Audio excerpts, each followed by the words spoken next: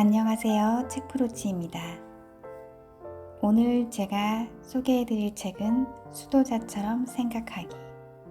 제이 셰티 지음, 이지연 옮김, 다산북스의 책입니다. 먼저 작가 소개글을 읽어드리겠습니다. 지은이 제이 셰티는 소셜미디어 슈퍼스타이자 인기 1위 팟캐스트인 온 퍼포스의 진행자다. 그는 승려로 지내며 배웠던 시대를 초월한 지혜를 누구나 매일 실천할 수 있는 몇 가지 방법으로 요약해서 들려준다. 그는 이 방법을 실천하여 많은 사람이 자신의 불안을 잠재우고 더 의미 있는 삶을 살기를 바라며 다양한 활동을 펼치고 있다. 제이 셰티는 가족 모두가 의사이거나 변호사인 집안에서 자랐다. 그래서 그의 집안에서는 아이가 자라면 셋 중 하나밖에 될 수 없었다. 의사, 변호사, 나고자. 그의 가족은 제이가 셋 중 나고자가 되기로 결심한 줄로만 알았다. 인류대학의 경영학과를 졸업해놓고 호련히 승려가 되겠다며 인도로 떠났기 때문이다. 제이는 매일 4시간에서 8시간씩 명상을 하며 남을 돕는 데 평생을 바치겠다고 했다. 3년 뒤 그의 스승은 셰티에게 승려의 길을 떠나 그의 경험과 지혜를 다른 사람들과 공유한다면 세상에 더 큰 영향을 미칠 수 있을 거라 말해주었다. 그렇게 그는 25,000달러의 큰 빚을 진 채 이력서에 써넣을 마땅한 기술도 하나 없이 다시 부모님이 있는 런던 북부의 고향으로 돌아왔다. 제이 셰티가 동창들과 다시 연락이 닿았을 때 많은 친구가 구글, 스타벅스 등 세계 유수의 기업에서 일하고 있었다. 그런데 그 친구들은 의외로 어마어마한 스트레스와 압박감, 불행에 시달리고 있었다. 친구들은 셰티에게 건강과 행복, 인생의 목적, 마음 챙김에 관한 코치를 부탁했다. 이후 그는 전 세계에서 가장 인기 있는 사상적 리더 중 한 명이 되었다. 제이 셰티는 많은 사람에게 영감을 불러일으키고 용기와 힘을 주고자 이 책을 썼다. 이 책은 고대의 지혜와 현대의 과학적 지식은 물론 저자가 아슈람에서 쌓은 풍부한 경험을 토대로 부정적 생각과 습관을 극복하고 내면에 지니고 있는 평온과 존재의 목적에 닿을 방법을 알려준다. 누구나 스스로 자신의 잠재력과 힘을 발견할 수 있는 길을 보여주는 셈이다. 저자는 추상적인 지혜와 교훈을 누구나 활용할 수 있는 지침과 훈련으로 바꿔놓는데 탁월한 재능을 보여준다. 이 책에 나오는 여러 훈련 방법을 따른다면 누구나 스트레스를 줄이고 인간관계를 개선하며 내면에서 찾은 재능을 세상에 펼칠 수 있을 것이다. 책을 읽고 나면 당신을 포함한 누구나 수도자처럼 생각할 수 있고 또 그래야만 한다는 작가의 통찰에 크게 공감하지 않을 수 없을 것이다. 이어서 들어가는 말 프롤로그 낭독하겠습니다. 새로운 아이디어를 찾고 싶다면 오래된 책을 읽어라.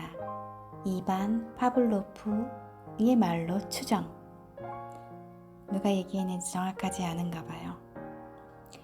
런던 카스 경영대학원 1학년에 재학하던 18살 때의 일이다. 친구가 어느 스님의 강연에 가자고 했다. 나는 싫다고 했다. 누군지도 모르는 스님 얘기를 왜 들어야 해? CEO나 유명인처럼 성공한 사람들의 교내 강연에는 자주 갔지만 스님은 정말 관심 밖이었다.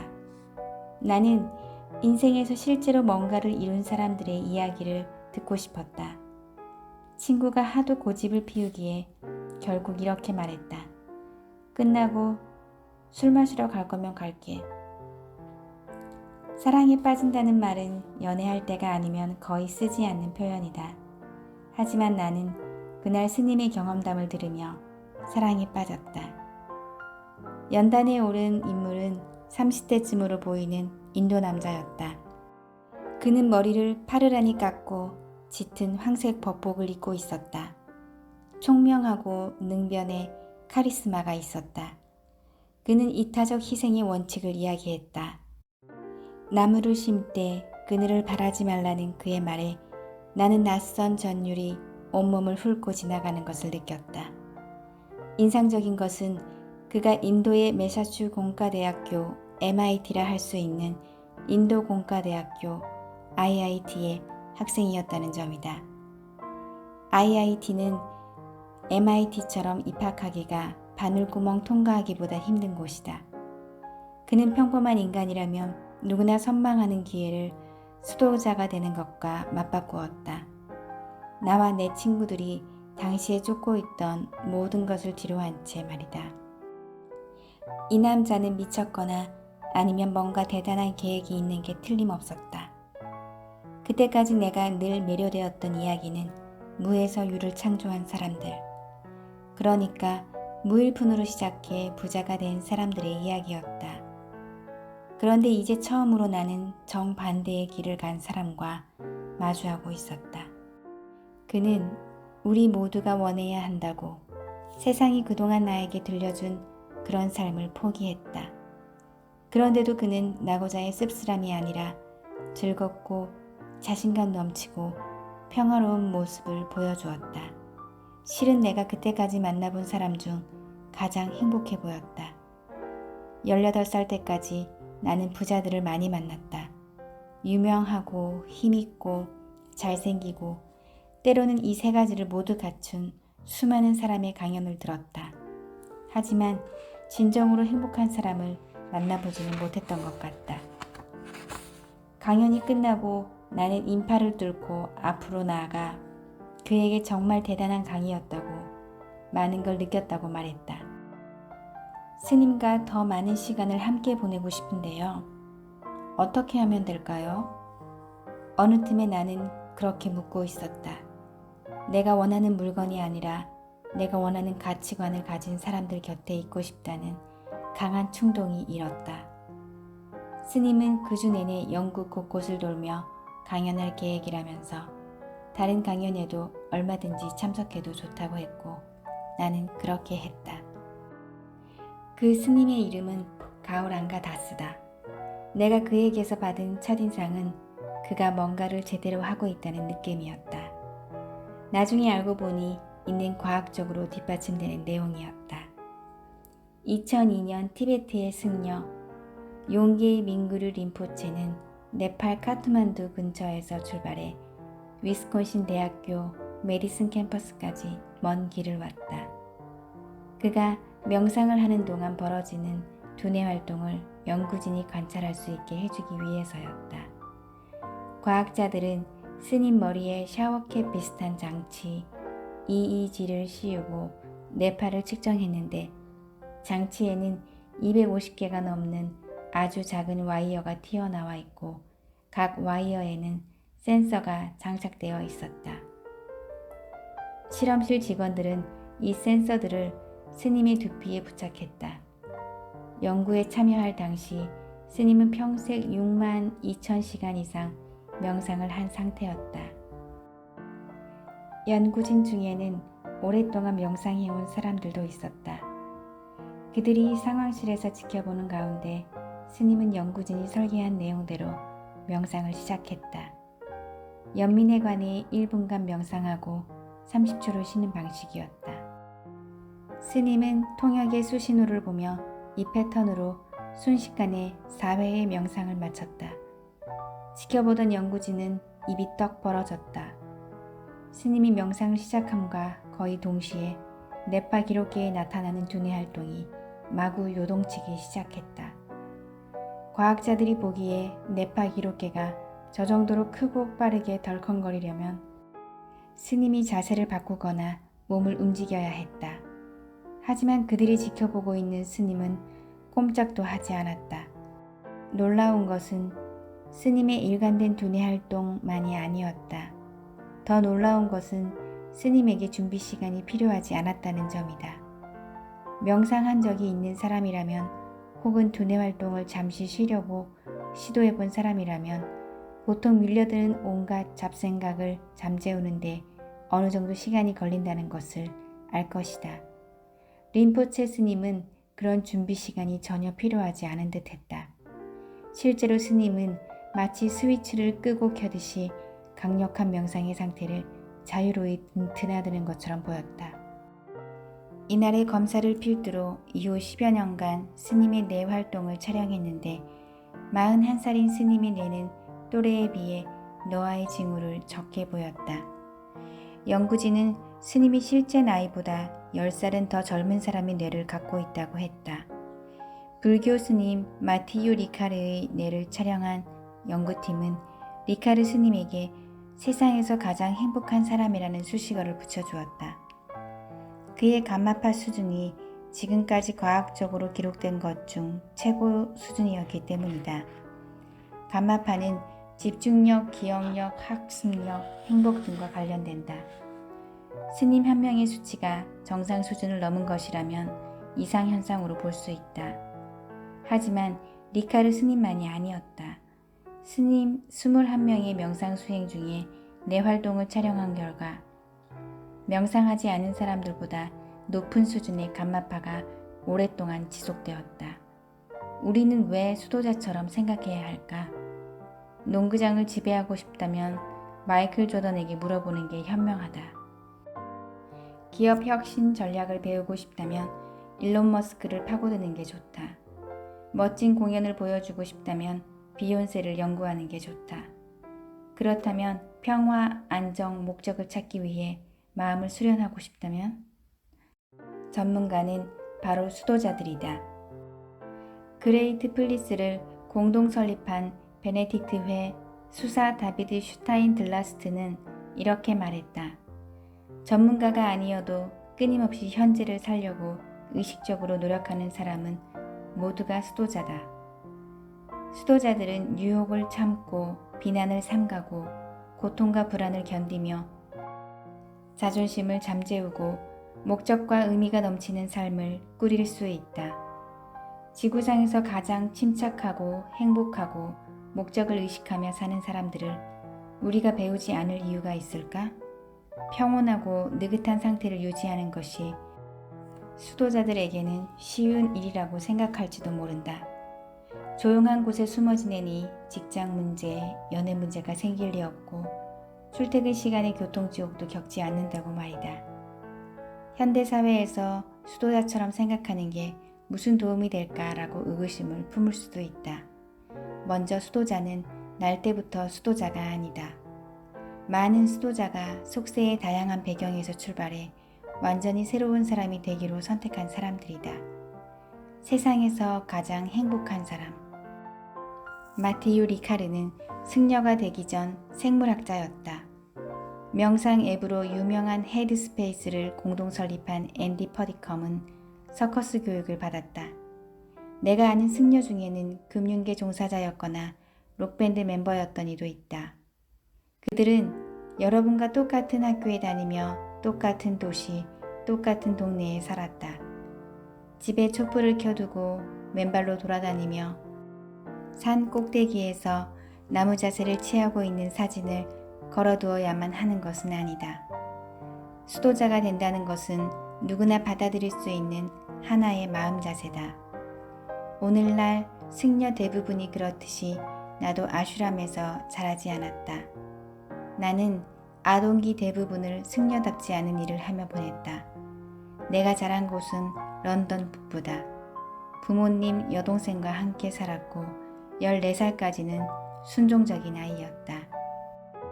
우리 집은 중산층 인도인 가족으로 많은 부모가 그렇듯이 내 부모님도 교육에 적극적이셨고 나에게 장밋빛 미래를 거머쥘 기회를 주려고 하셨다. 나는 말썽을 피우지 않았고 성적도 좋았으며 모두를 만족시키려고 최선을 다했다. 그런데 중학생이 되면서 나는 엇나가기 시작했다. 어릴 때 뚱뚱해서 종종 놀림받던 나는 살이 빠지면서 축구와 럭비를 시작했다. 그리고 전형적인 인도인 부모가 좋아하지 않을 법한 것들에 관심을 두기 시작했다. 예술, 디자인, 철학 같은 것들 말이다. 그래도 여기까지는 큰 문제가 아닐 수 있었다. 나는 곧 탈선을 일삼는 무리와 어울렸고 나쁜 짓에 자주 연루되었다. 약물을 복용하고 싸움을 벌이고 술도 많이 마셨다. 결과는 좋지 않았다. 고등학교 때 나는 정학을 3번 맞았고 결국 자퇴를 권고받는 지경에 이르렀다. 딴 사람이 될게요. 퇴학만 면하게 해주시면 딴 사람이 될게요. 간곡한 약속과 다짐에 겨우 퇴학을 면한 나는 정말 새 사람이 되었다. 대학에 입학한 나는 목표를 추구할 때 경험할 수 있는 노력, 희생, 원칙, 끈기의 가치를 알아가기 시작했다. 문제는 좋은 직장을 구하고 언젠가 결혼하고 어쩌면 가정을 꾸리는 것 같은 평범한 일 외에는 당시 나에게 아무런 목표가 없었다는 점이다.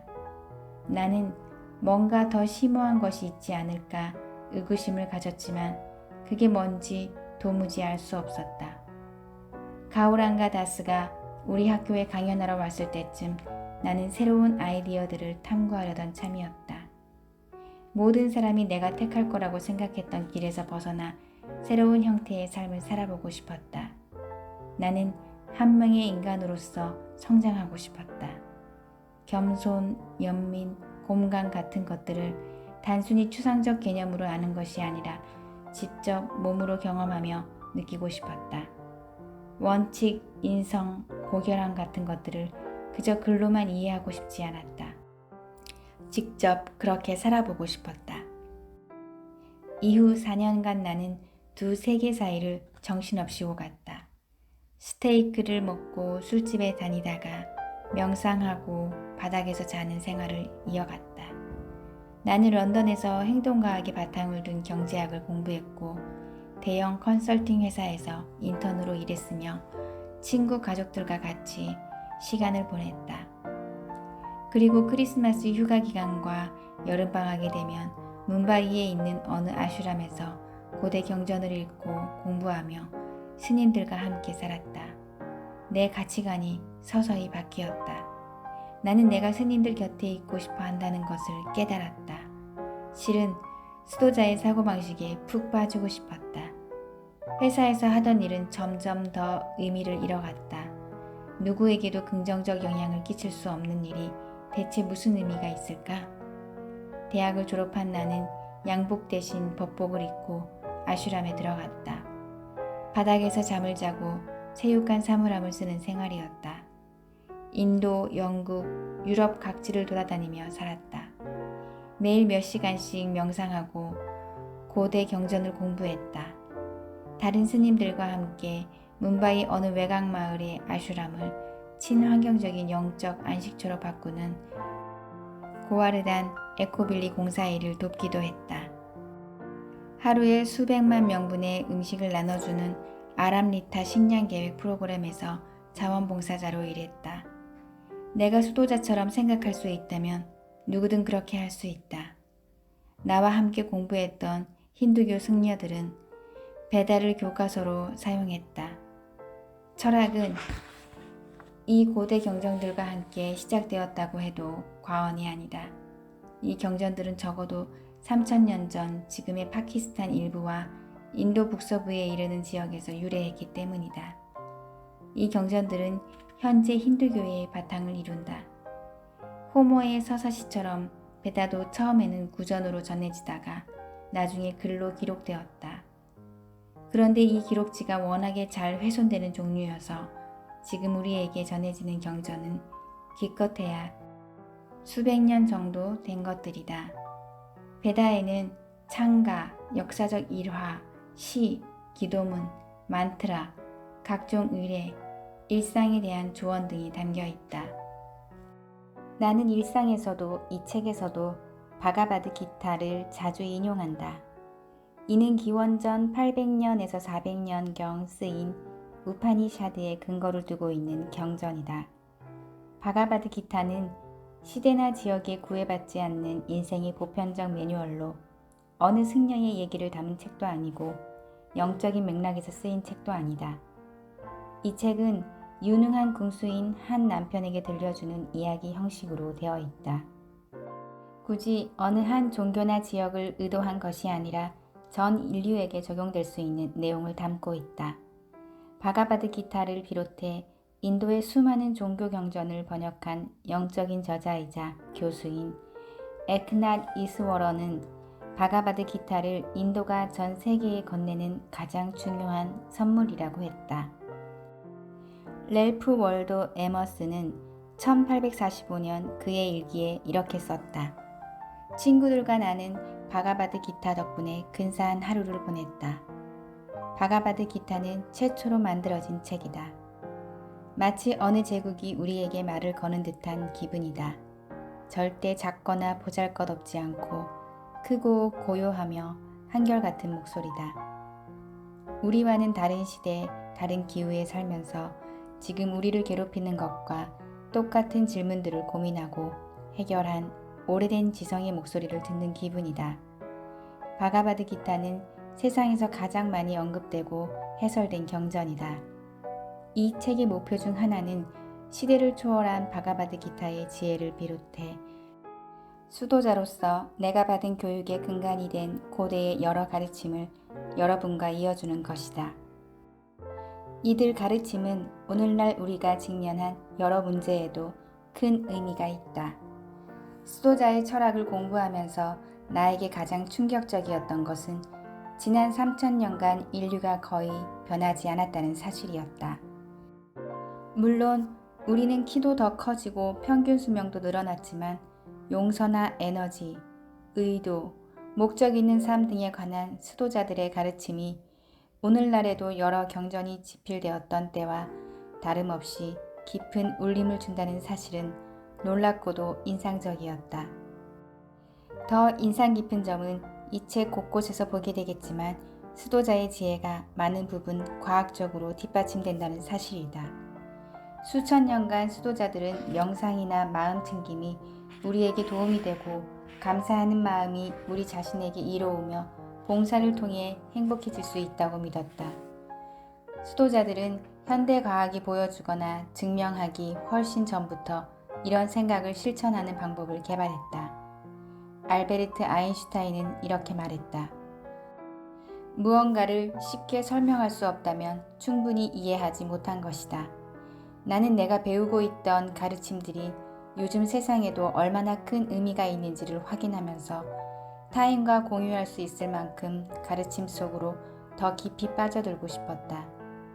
문바이에서 지낸 지 3년이 지났을 때 나의 스승 가우랑가 다스는 내가 아슈람을 떠나 그동안 배운 것들을 세상과 공유한다면 더 큰 가치가 있고 더 훌륭한 봉사가 될 것이라고 했다. 승려로 지낸 3년은 내게 인생 학교와 같았다. 승려가 되는 것도 어려웠지만 떠나는 것은 더 어려웠다. 하지만 이 지혜를 아슈람 밖의 삶에 적용하는 것이 내게는 최종 관문처럼 느껴졌다. 매일 나는 수도자의 마음가짐이 옳다는 사실을 발견한다. 고대의 지혜는 오늘날에도 충격적일 만큼 중요한 의미가 있다. 그래서 내가 그 내용을 열심히 전파하는 것이다. 요즘도 나는 스스로 승려라고 생각하지만 보통은 전직 승려라고 말한다. 승려는 혼인할 수 없는데 나는 결혼했기 때문이다. 지금 나는 로스앤젤레스에 산다.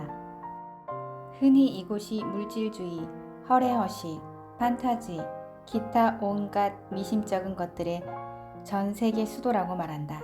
하지만 이미 깨우침을 얻은 사람들이 사는 곳에서 계속 살아야 할 이유가 있을까? 나는 내가 배우고 직접 살아봤던 삶에서 가져온 교훈들을 세상에 그리고 이 책에 공유하려고 한다. 이 책은 그 어느 종파에도 속하지 않는다. 여러분은 몰래 어느 종교로 개종시키려는 계략이 있는 것도 아니다. 정말이다. 내가 약속할 수 있는 것은 여기에 제시하는 내용을 여러분이 받아들이고 실천한다면 삶의 진정한 의미, 열정, 목적을 발견하리라는 점이다.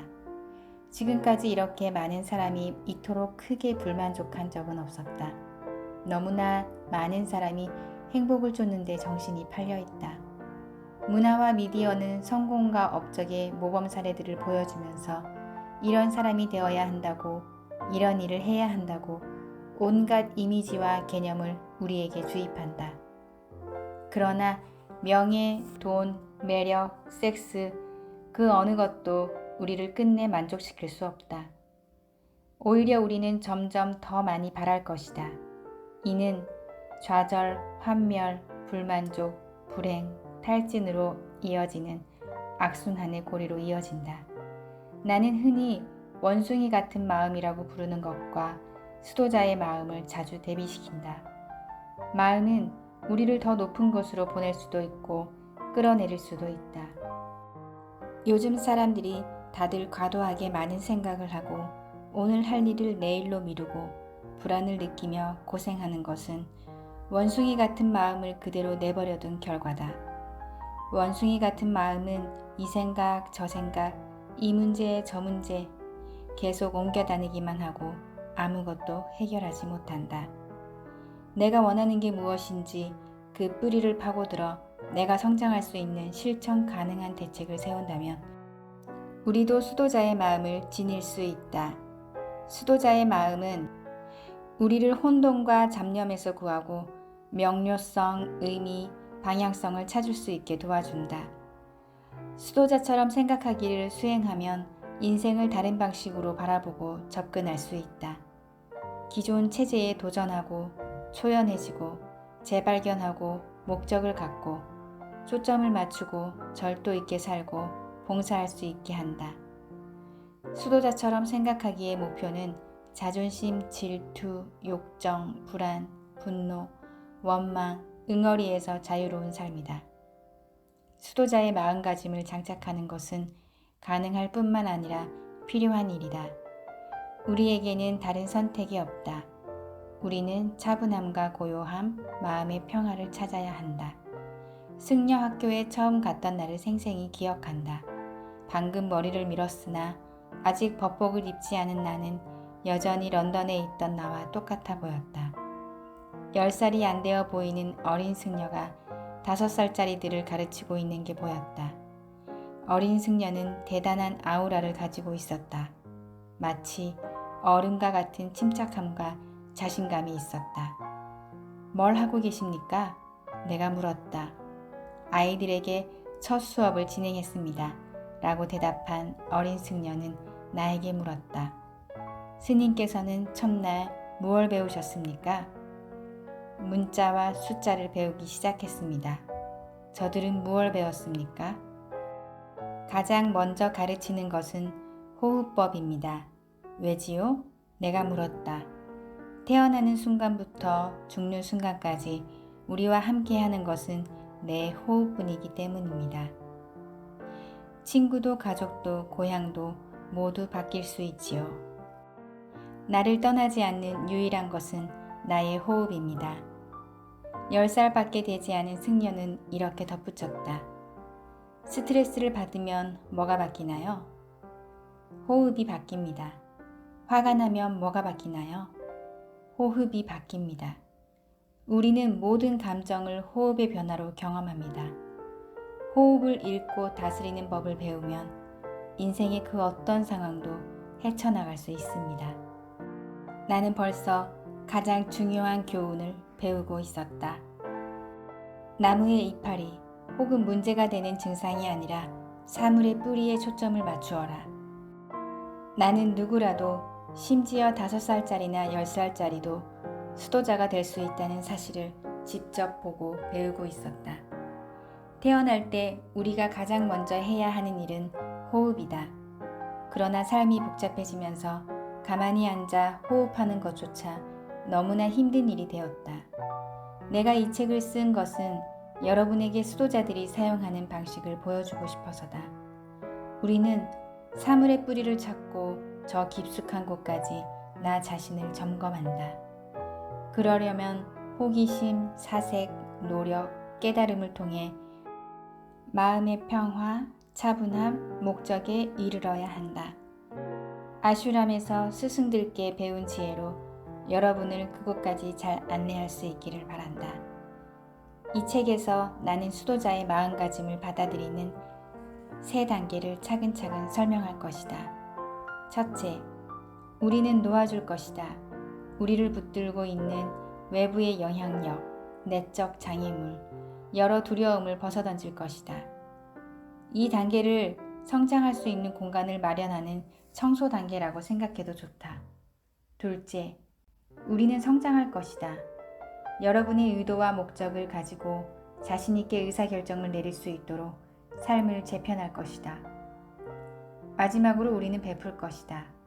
나 자신을 넘어 세상을 바라보고 감사하는 마음을 나누고 확장하며 더 깊은 인간관계를 맺을 것이다.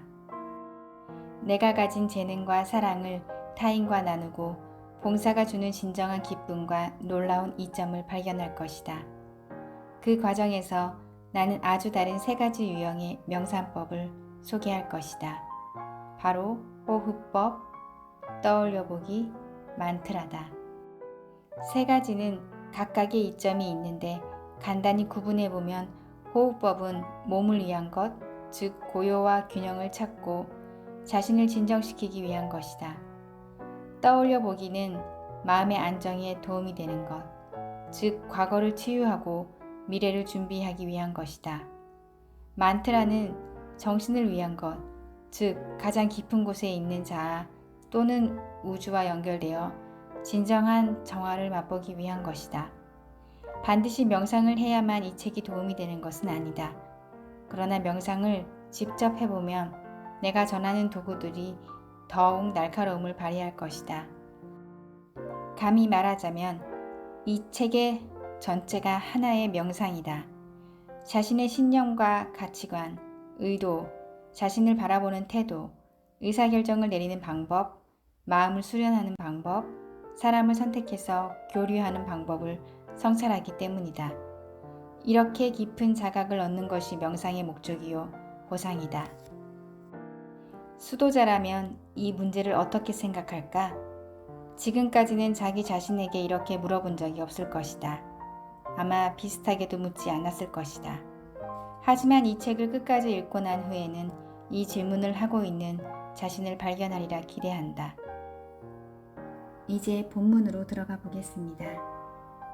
나는 내가 생각하는 나다.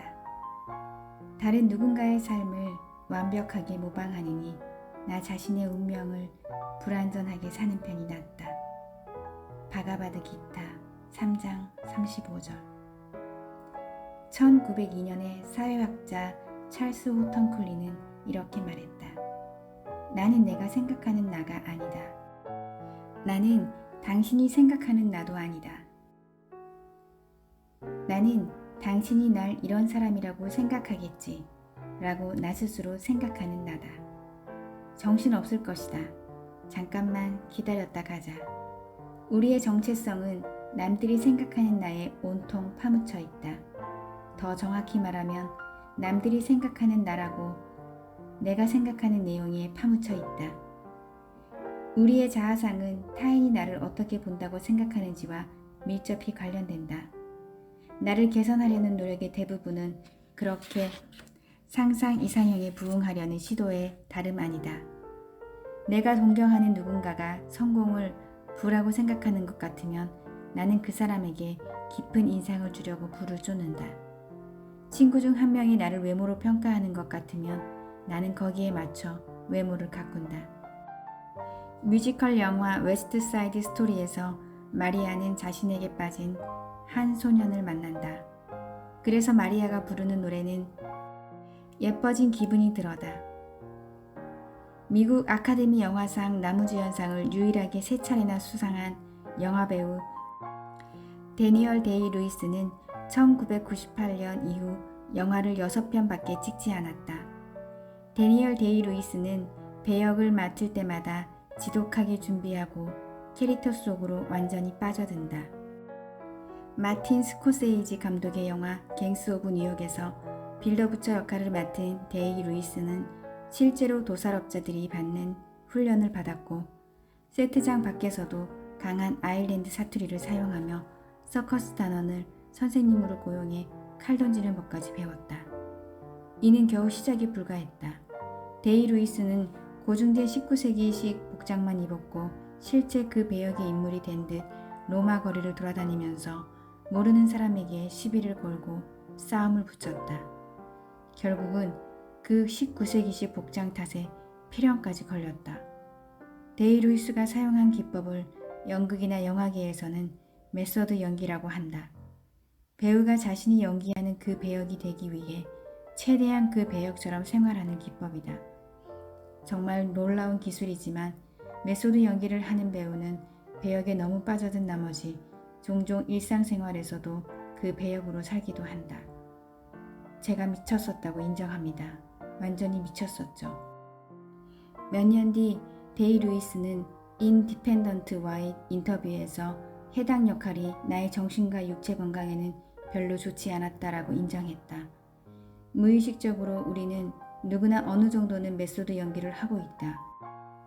혼자 집에 있을 때, 친구들과 있을 때, 회사에 있을 때, 혹은 온라인에 있을 때 연기하는 페르소나가 따로 있다.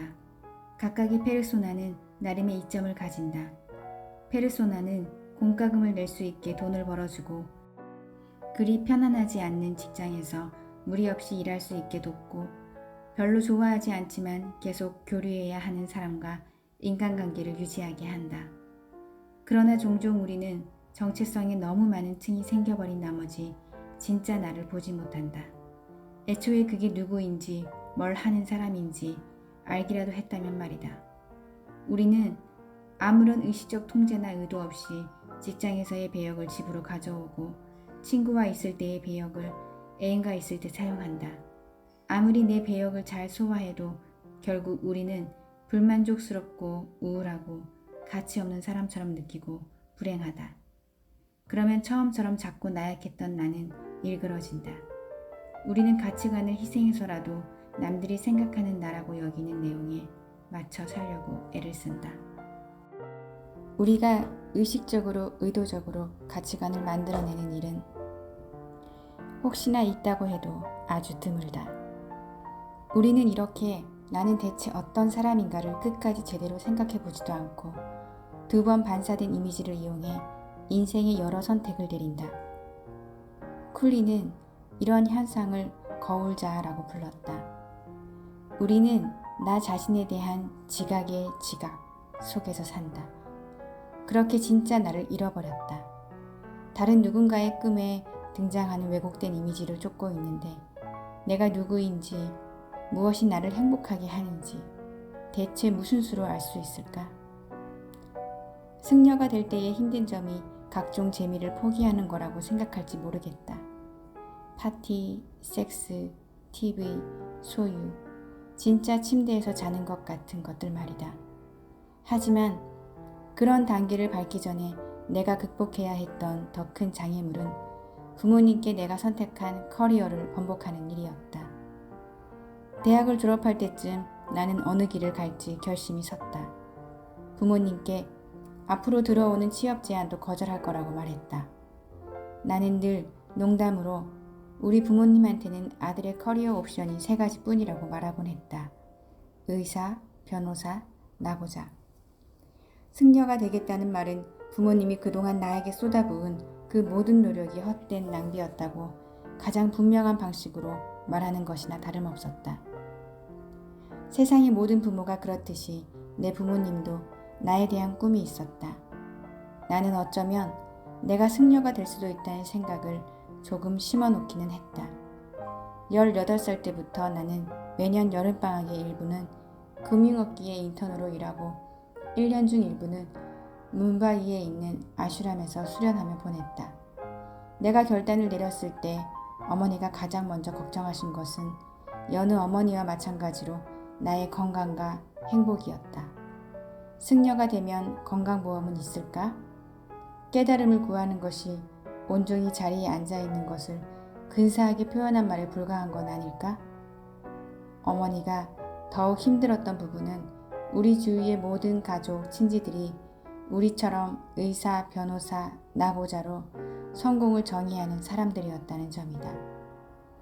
내가 이렇게 과격한 선택을 내렸다는 소문이 퍼지자 어머니의 친구들은 이렇게 말하기 시작했다.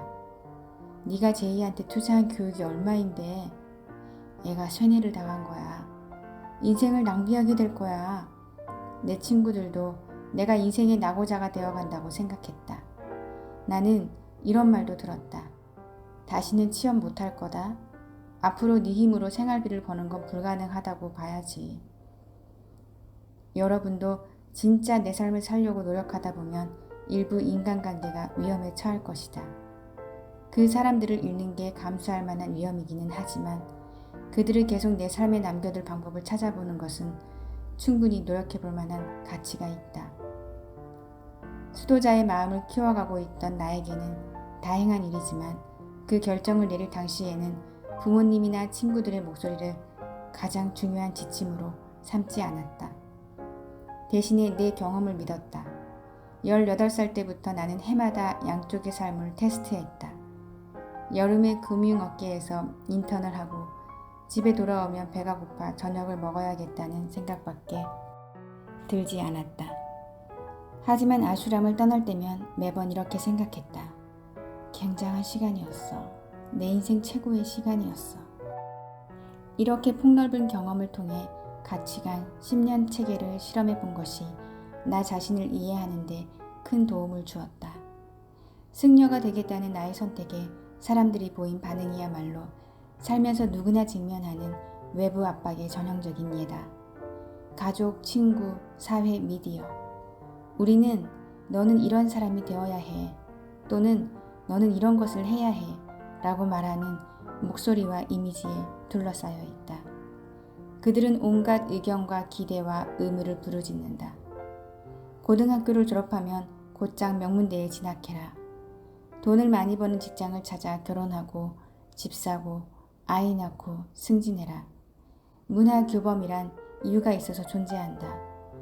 어떤 모습이 충만한 삶일 수 있는지 사회가 모형을 제시하는 것은 그 자체로 아무 문제가 없다.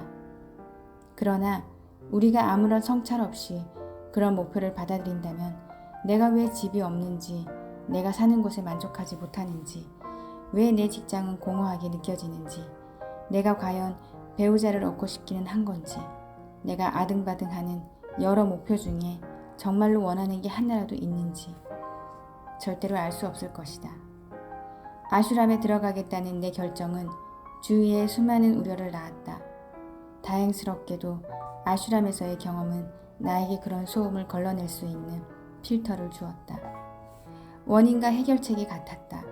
나는 뭐가 정상이고 안전하고 현실적이고 최선인지 계속해서 떠들어대는 주변의 소음에 옛날처럼 취약하지 않았다. 나는 나를 사랑하는 사람들을 차단하지 않았지만 그들이 정의한 성공이나 행복이 내 선택을 좌우하게 내버려 두지 않았다. 아슈람에 들어가기로 한 것은 내 인생의 가장 어려운 결정이었다. 그리고 옳은 결정이었다. 부모, 친구, 교사, 미디어의 목소리는 젊은 사람들의 머릿속을 휘저으며 온갖 신념과 가치관의 씨앗을 뿌린다. 사회가 정의하는 행복한 삶은 모두의 행복한 삶인 동시에 그 누구의 행복한 삶도 아니다. 의미 있는 삶을 만들어가는 유일한 방법은 그런 소음을 걸러내고 내면을 들여다보는 것이다. 이게 바로 수도자의 마음가짐을 세우는 첫 번째 단계다. 우리는 수도자들이 하는 것처럼 잡념을 비우는 것에서 이 여정을 시작할 것이다. 먼저 나를 지금의 모습으로 만든 여러 가지 외력들, 즉 나를 내 가치관으로부터 한눈 팔게 만든 외부의 여러 힘을 살펴볼 것이다. 그런 다음 현재의 내 삶을 결정하고 있는 여러 가치를 찬찬히 점검하고 그 가치관이 내가 되고 싶은 사람이나 내가 살고 싶은 방식과 일치하는지 살펴보자. 먼지가 문제인가? 내가 문제인가? 가우랑가 다스는 외부의 영향력이 진짜 나를 어떻게 흐리는지 아름다운 은유법으로 설명해 준 적이 있다. 우리는 어느 창고에 들어갔다. 창고에는 사용하지 않는 책과 골동품이 가득 든 상자가 줄줄이 있었다.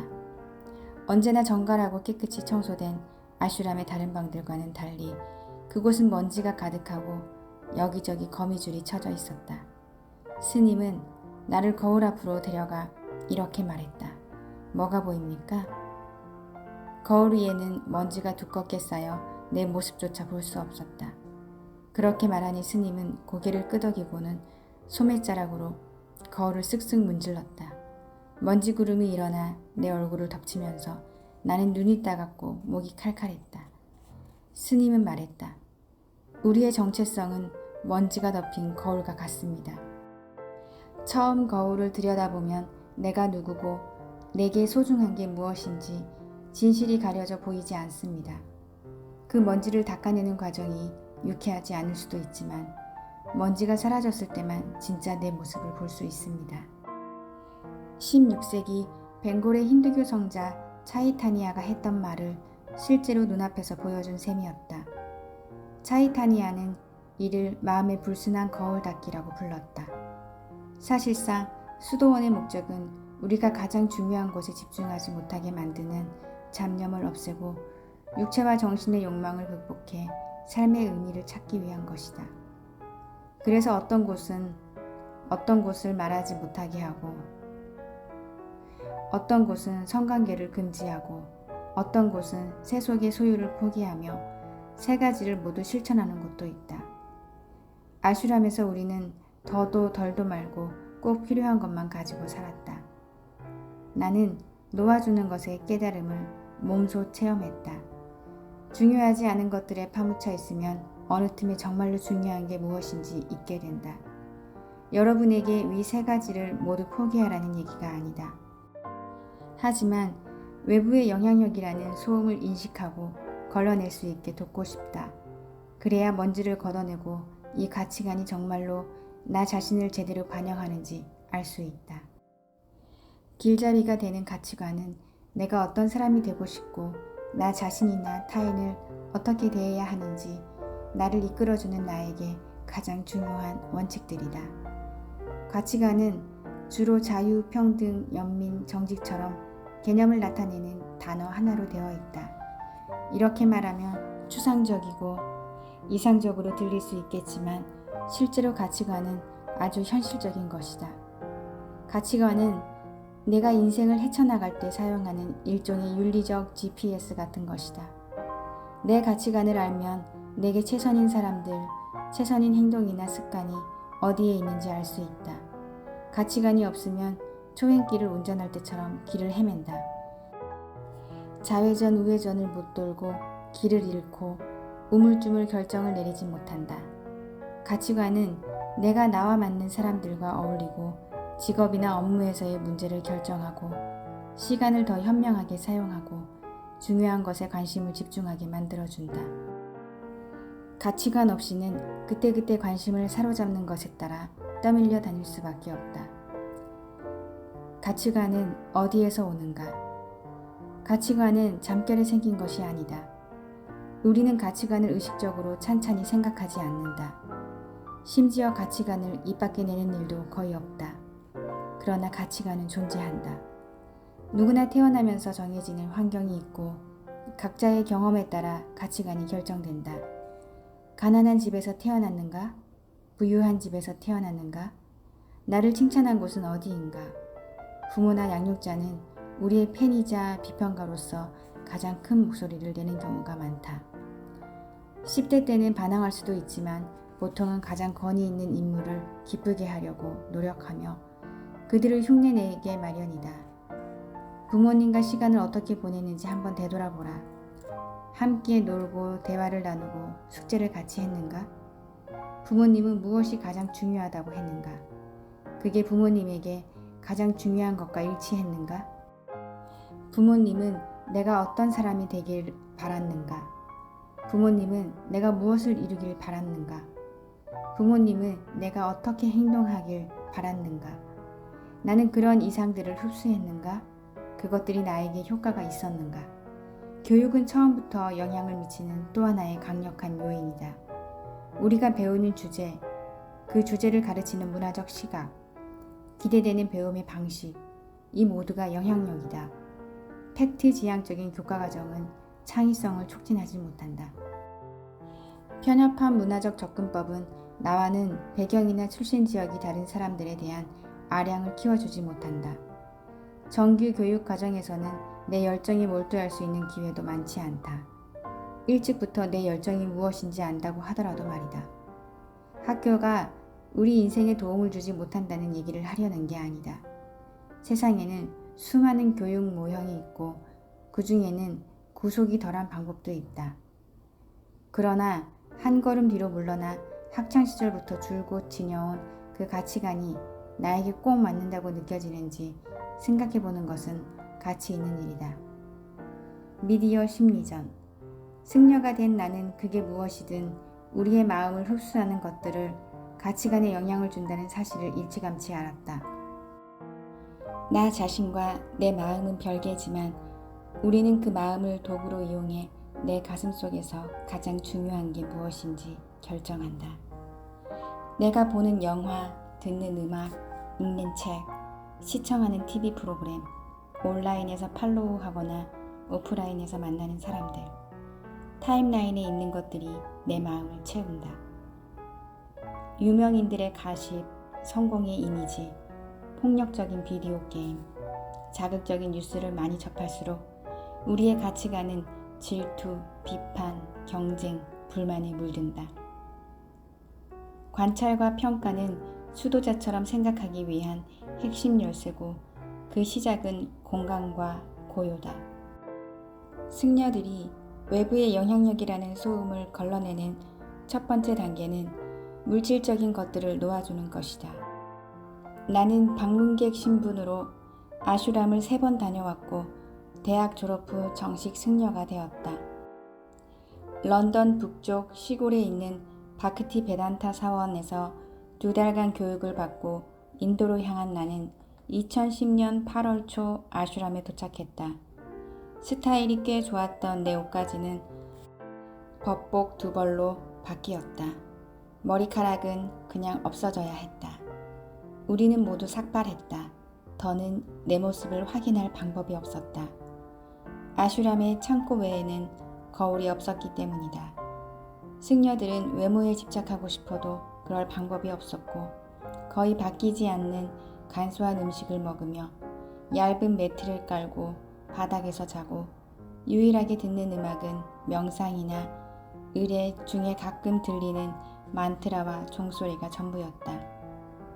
우리는 영화도 TV도 보지 않았고 공용 공간에 놓인 데스크톱 컴퓨터로 제한된 뉴스와 이메일을 접할 뿐이었다. 그렇게 집중을 방해하는 것들이 있던 자리를 채운 것은 오직 공간, 고요, 정적뿐이었다. 주변 세상의 온갖 의견, 기대, 의무를 차단하고 나면 그제야 나 자신이 들리기 시작한다. 그 정적 속에서 나는 바깥 세상의 소음과 내 목소리의 차이를 인식했다. 남들이라는 먼지를 걷어내고 나의 가장 깊은 곳에 있는 신념을 볼 수 있었다. 앞서 약속했듯이 나는 여러분에게 머리를 밀거나 법복을 입으라고 하지는 않을 것이다. 그렇다면 현대인들은 대체 어떻게 해야 자각을 쌓을 수 있을 만큼의 공간, 정적, 고요를 확보할까? 우리는 조용히 앉아서 자신의 가치관을 생각하지 않는다. 우리는 대개 혼자서 가만히 생각만 하는 것을 좋아하지 않는다. 정적을 피하고 머릿속을 채우고 계속 움직이려고 하는 게 우리의 성향이다. 버지니아 대학교와 하버드 대학교 연구팀의 조사 결과가 있다. 연구팀은 참가자들에게 6에서 15분 정도 방 안에서 스마트폰, 필기도구, 읽을 거리 없이 혼자 시간을 보내라고 했다. 그런 다음 음악을 듣거나 전화기 사용을 허락했다. 참가자들은 전화기의 음악을 선호했을 뿐만 아니라 다수의 참가자가 가만히 생각만 하느니 전기 충격기로 내 몸을 지지는 쪽을 택했다. 매일매일 인맥 형성 모임에 가서 사람들 앞에서 내 직업이 무엇인지 말해야 한다면 그렇게 한마디로 나를 압축해 놓은 나를 벗어나기가 어렵다. 매일 저녁 진짜 주부들을 시청한다면 친구의 얼굴에 와인을 끼얹는 것을 일상적인 일로 생각할 것이다. 삶을 빼곡히 채워서 나 자신을 성찰할 여지를 남기지 않으면 그처럼 우리의 집중을 흩뜨리는 것들이 어느새 내 가치관이 된다. 다른 것에 정신이 팔리면 내 생각에 접근하거나 내 마음을 탐구할 수가 없다. 집에 가만히 앉아 있더라도 아무것도 가르쳐주지 않기는 마찬가지다. 성찰을 위한 공간을 만들어내는 적극적인 방법으로 내가 제안하는 것은 3가지다. 첫째, 매일 자리에 앉아 하루가 어떻게 지나갔는지, 나는 지금 어떤 감정을 느끼고 있는지 성찰해보라. 둘째, 내가 아슈람을 방문했던 것처럼 한 달에 한 번은 당신도 변화를 흉내내보라. 가본 적 없는 장소로 가서 다른 환경 속에서 자신을 탐구하라. 전에 가본 적 없는 공원이나 도서관을 찾아가도 좋고 여행을 떠날 수도 있을 것이다. 셋째, 자신에게 의미 있는 일을 하라. 취미도 좋고 자선 활동이나 정치적 목적을 위한 활동에 참여하는 것도 좋은 방법이다. 공간을 만들어내는 또 하나의 방법은 내가 그 공간을 어떻게 채우고 있는지, 내 선택들이 정말로 내 가치관을 반영하는지 찬찬히 점검하는 것이다. 자신의 삶을 관찰해보라. 내 가치관을 무엇이라고 생각하든 진실을 말해주는 것은 행동이다. 남는 시간에 무엇을 하는지 보면 내가 소중하게 생각하는 게 무엇인지 알 수 있다. 예를 들어 가족과 함께 보내는 시간을 가치 목록의 최상단에 올려놓는 사람이라고 해도 시간이 날 때마다 골프를 치면서 보낸다면 행동과 가치관이 일치하지 않는 것이고 자기 점검이 필요하다는 뜻이다. 시간. 먼저 자는 시간과 일하는 시간을 제외하고 내가 시간을 어떻게 보내고 있는지 평가해보자. 연구에 따르면 죽을 때까지 우리는 평균적으로 33년을 침대에서 보내고 1년 4개월 동안 운동하고 3년 이상 휴가를 간다. 여자라면 외출 준비하는데 136일을 쓴다. 남자라면 이 시간이 46일로 줄어든다. 물론 추산에 불과한 것이긴 하지만 일상 속의 여러 선택이 합쳐지면 이렇게 긴 시간이 된다. 미디어. 당신의 시간을 점검해보면 틀림없이 미디어를 읽거나 보는데 상당히 많은 시간을 쓰고 있을 것이다.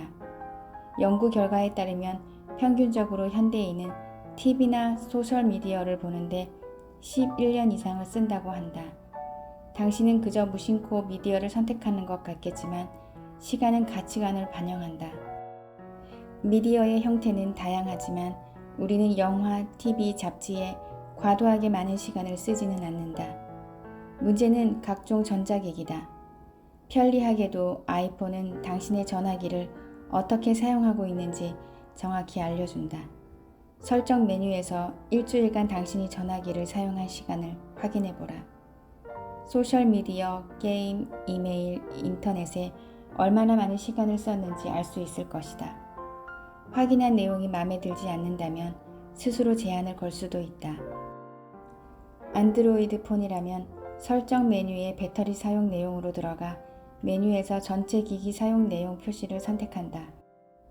아니면 소셜 피버나 마이 에디터 미터 같은 앱을 다운로드 받아도 된다. 돈. 시간과 마찬가지로 돈 쓰는 방식을 들여다보아도 당신이 어떤 가치관을 갖고 사는지 알 수 있다. 주거비, 부양가족, 자동차, 청구서, 식비, 대출 상환 등 필수 비용은 제외하라. 재량껏 사용한 지출 내역을 살펴보라. 이달에 가장 큰 돈을 투자한 곳은 어디인가? 자유재량이 맡겨진 영역 중에서 가장 큰 비용이 든 곳은 어디인가? 나의 지출 내역은 내가 가장 중시하는 것과 일치하는가? 우리는 종종 무엇이 그 정도 가치가 있는지에 대해 이상한 시각을 갖고 있어서 지출 내역을 한 번에 몽땅 살펴보면 도무지 말이 안 될 때도 있다. 자녀들의 방과 후 교육에 돈이 너무 많이 든다고 불평하는 어머니가 있었는데 나중에 보니 그녀가 구두를 사는데 쓴 돈이 자녀들의 수업에 나가는 돈보다 많았다. 소셜미디어에 동일한 시간이나 비용이 드는 경우를 가지고 우리의 우선순위를 비교해 놓은 글이 있다.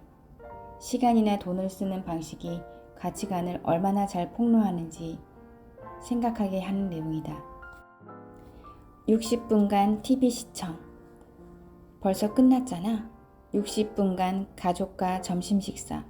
대체 언제 끝나는 거야? 매일 습관적으로 커피 한 잔. 건강한 신선식품. 15분간 소셜미디어 구경, 15분간 명상. 모든 게 관점에 달려있다. 월간 지출 내역을 확인할 때는 재량 지출이 장기 투자인지 단기 투자인지 생각해보라. 근사한 외식인가 댄스 학원비인가 놀이 비용인가 공부 비용인가 나 자신을 위한 것인가 남을 위한 것인가. 스포츠 센터에 등록했지만 이달에 한 번밖에 가지 않았고 와인에 쓴 돈은 그보다 더 많다면 무언가 재고할 사항이 있다는 뜻이다. 오늘은 여기까지 읽어드렸습니다. 다음에 또 이어서 읽도록 하겠습니다. 오늘 읽어드린 내용이 좋았다면 구독, 좋아요, 알람 설정, 그리고 댓글로 응원 부탁드립니다. 감사합니다.